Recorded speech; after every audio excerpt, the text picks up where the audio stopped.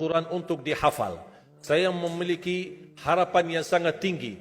InsyaAllah Indonesia, sepanjang apapun kegelapan, sepanjang apapun kegelapan kezaliman, sepanjang apapun kehilangan keadilan, InsyaAllah akan datang satu saat terbitnya matahari adil.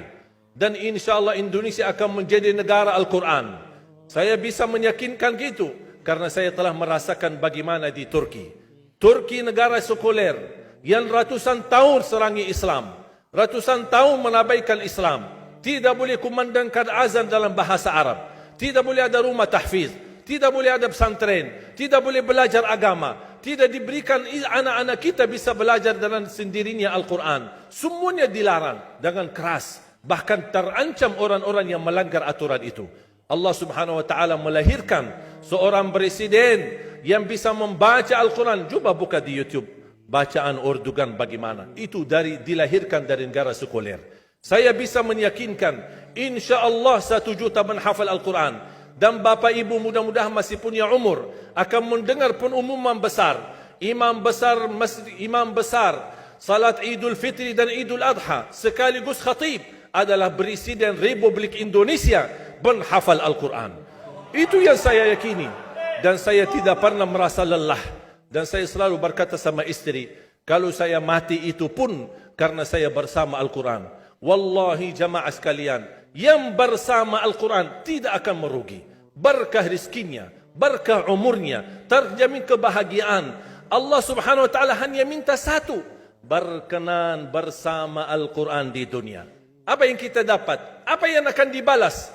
Akan Al-Quran temani kita di dunia, akan temani kita saat sakratul maut, akan temani kita di kuburan membela kita, akan menemani kita saat kita dibangkit oleh Allah, akan menemani kita saat hisab, akan menemani kita saat berjalan di atas sirat yang sangat tipis dan panjang, bahkan tajam jalanannya. Begitu sampai ke surga, apakah Al-Quran melepas? Tidak akan melepas. Al-Quran masih berkenan, padahal kita hanya cuma sekali berteman sama Al-Quran di dunia. Dia begitu luar biasa panjangnya bertemanan sama kita sampai ke surga. Bahkan akan temani kita masuk surga. Sebagaimana bersabda Rasulullah SAW, yuqalu liqari'il Quran, ahlul Quran di dunia yang kesibukannya baca, kesibukannya hafal, tidak membuangkan waktu sia-sia, selalu bersama Al-Quran.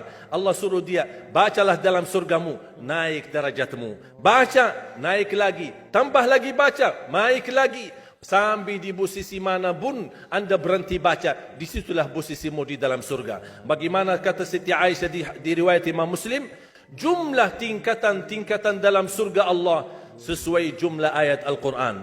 Oleh karena itu tidak ada yang lebih tinggi di dalam surga Allah daripada Ahlul Quran. Cukuplah bahagia Ahlul Quran ketika di hari kiamat dipanggil. Semua manusia dibangkitkan oleh Allah. Malaikat memberikan pengumuman, mana Ahlul Quran? Berdiri, rapat, berdekatan. Mereka maju. Mau bawa kami ke mana? Kalian terpilih menjadi orang yang terdekat sama Allah. Karena Ahlul Quran adalah keluarga Allah Subhanahu wa taala. Bukan hanya kita sendiri yang mendapatkan anugerahnya dan manfaatnya. Semua keluarga kita, termasuk orang tua kita dan orang yang ada di sekitar kita. Makanya jemaah sekalian, kalau anda gagal penghafal Al-Quran, anakmu pun gagal penghafal Al-Quran, jangan sisahkan walaupun saham menjadi saksi baik di hadapan Allah. Ya Allah, saya belum hafal, anakku gagal penghafal Quran, tapi insya Allah hartaku, usahaku, pikiranku, tenagaku bisa terus memperjuangkan Al-Quran. Apa saja, ya Allah, insya Allah menjadi saksi baik. Dan nanti di hari kiamat, insya Allah kita bersama Ahlul Quran mendapatkan syafaatnya Al-Quran di hari kiamat. Kita sangat membutuhkan ayat-ayat yang dikumandangkan ketika meninggal dunia. Insya Allah setiap satu huruf akan disalurkan 10 kebaikan. Mudah-mudahan semua yang hadir diberikan kemuliaan dan keanugerah dari Allah menjadi Ahlul Quran, penghafal Al-Quran, penghayati Al-Quran, para pencinta Al-Quran, berakhlak-akhlakul Quran. Ya Allah, aku mohon atas izinmu ya Allah, kami bersama-sama bertemu di masjid ini. Berilah kepada kami kemuliaan bersama-sama bersama Ahlul Quran di dalam surgamu ya Allah, ya Dzal Jalal wal Ikram, ya Arhamar Rahimin, ya Arhamar Rahimin. Anugerahlah kepada kami anak dan keturunan penghafal Al-Quran, anak dan cucu penghafal Al-Quran yang mampu menjaga nama baik keluarga kami, yang mampu membanggakan kami di hadapan-Mu hari kiamat, yang mampu menhadiahkan mahkota untuk kedua orang tua kami. Birahmatika ya Arhamar Rahimin. Ya Allah, maafkan kalau kami tidak berhasil menjadi penghafal Al-Quran.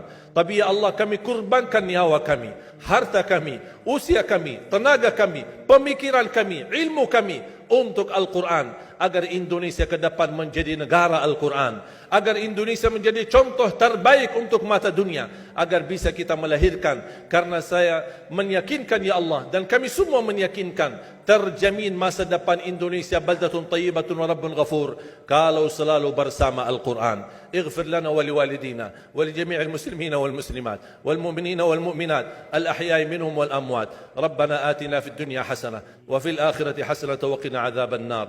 وصلى الله على سيدنا ونبينا محمد وعلى آله وصحبه وبارك وسلم والحمد لله رب العالمين. سبحانك اللهم وبحمدك أشهد أن لا إله إلا أنت أستغفرك وأتوب إليك.